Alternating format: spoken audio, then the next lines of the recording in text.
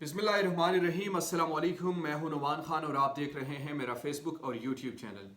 नाज़रीन इकराम, उम्मीद करता हूं कि आप खैरियत से होंगे और मेरी दुआ है कि आप जहां पर भी रहें खुश रहें, आबाद रहें। एक तरफ वज़ीर आज़म इमरान खान को अपोजिशन के अदम एतमाद का सामना है तो दूसरी तरफ हमारे मीडिया का भी सामना है।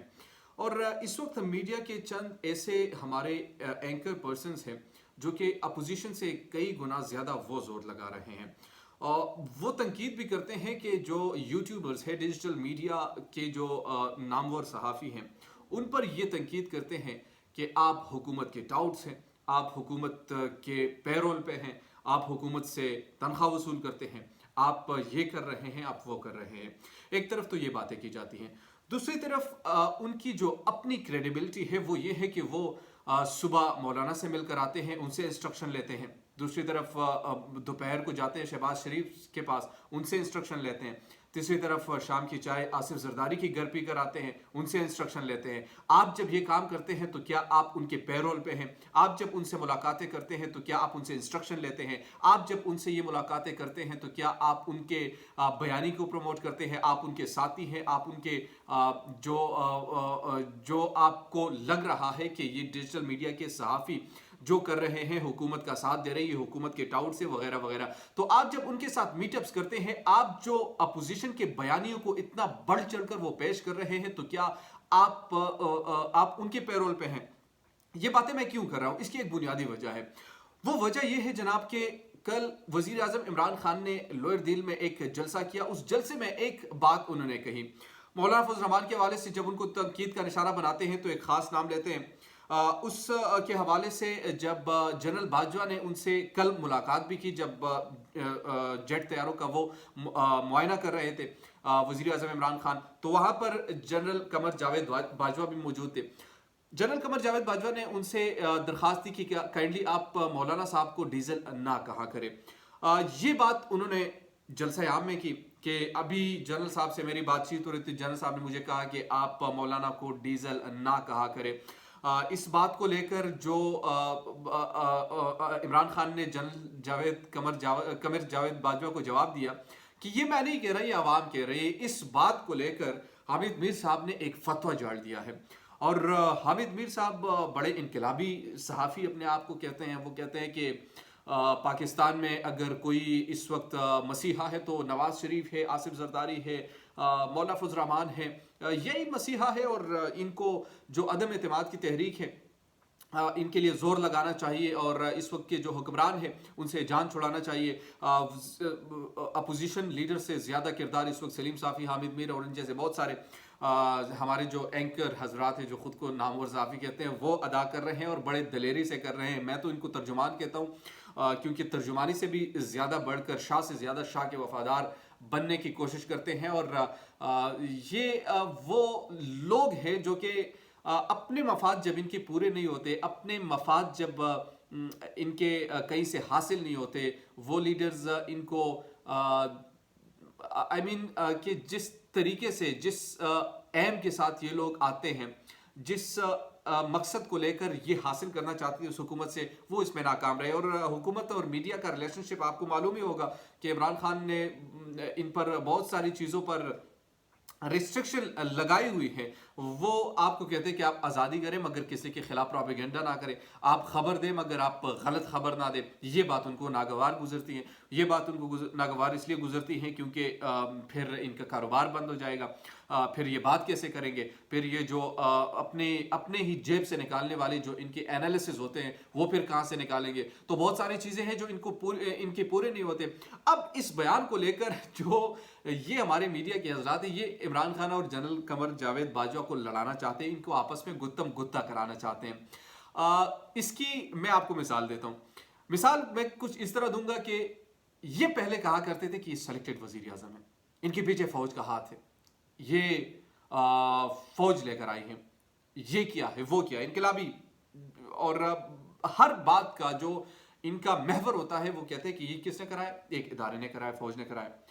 अब कल से ये 180 डिग्री पर टर्न ले चुके हैं। वो कहते हैं इमरान खान फौज को बदनाम कर रहे हैं, इमरान खान फौज को सियासत में घसीट रहे हैं, इमरान खान फौज के साथ ये नारवा सलूक कर रहे हैं, इमरान खान ने फौज को जानवर तक कह दिया। ये बातें हो रही हैं। इमरान खान ने वो न्यूट्रल के हवाले से एक बयान दिया कि न्यूट्रल तो जानवर होता है, न्यूट्रल तो इंसान तो अच्छाई या बुराई के साथ खड़ा होता है। जाहिर सी बात है। अब इस बात को, अच्छा ये ट्रिक कैसे करते हैं?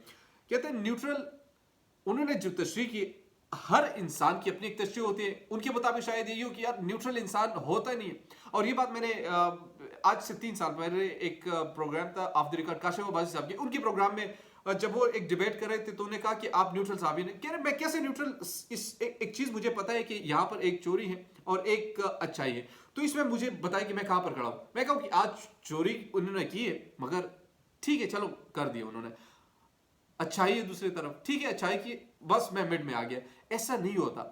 होता कुछ यूं है कि आपको एक स्टैंड लेना पड़ता है कहीं पर भी, किसी भी तरीके से। जैसे हामिद मीर और इन जैसे दूसरे सहाफियों ने लिया हुआ है, वो अपोजिशन का काम कर रहे हैं, उनके तर्जुमान बने हुए, ये उनका स्टैंड है, आप कह सकते हैं, उस पर मैं तनकीद नहीं करता। लेकिन जब आप उल्टा उन लोगों पर तनकीद करते हैं कि जो हुकूमत के सफ़ों में बैठने वाले जो सहाफ़ी हैं, आप जब उनको टाउट कहते हैं, आप जब उनको प्रोपेगेंडिस्ट कहते हैं, आप उनको पैरोल पे कहते हैं, तो यकीनी तौर पर फिर आपको भी वही कहा जाएगा। आपको फिर यही कहा जाएगा कि आप अपोजिशन से क्या कुछ लेते हैं। जाहिर सी बात है, इमरान खान तो किसी को लिफाफा देता नहीं, तो फिर हम ये कह सकते हैं, क्योंकि आप जब वहाँ पर डिजिटल मीडिया के सहाफ़ी प्राइम मिनिस्टर हाउस जाते हैं और वहाँ पर उनके साथ बातचीत करते हैं, उनको अपने प्लान से आगाह करते हैं, तो आप लोगों को तकलीफ बहुत ज़्यादा होती है। उस तकलीफ की वजह क्या है वो हम बेहतर तौर पर जानते हैं कि क्या वजह है।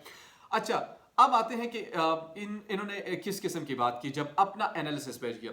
इस हवाले से जियो टेलीविजन ने हामिद मीर को एक प्रोग्राम में बुलेटिन में लिया और बुलेटिन में कहा कि इमरान खान ने यह बयान दिया, इस बयान पर आप क्या कहते हैं? हामिद मीर ने बड़े सोच समझ कर जवाब दिया। वो उन्होंने कहा कि ये तो फ़ौज के साथ बड़ा जुल्म कर रहे हैं, ये तो फ़ौज को सियासत में घसीट रहे हैं, इमरान खान को ऐसा नहीं करना चाहिए थे, तो गपशप की बात थी। इस पर कुछ होना चाहिए, इनको इनके वज़ीर आज़म के जो मनसब है इसका शाया निशान नहीं है, ये फ़ौज को बदनाम कर रहा है, ये फ़ौज के साथ तो बड़ा जुल्म कर रहा है।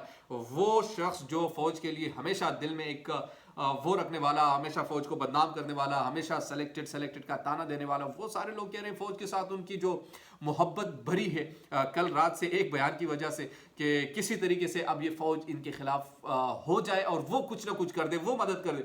मैं आपको इसलिए एक कंफर्म सोर्स से ये बता रहा हूं कि इस वक्त अदम एतमाद की जो तहरीक है वो बैठ चुकी है।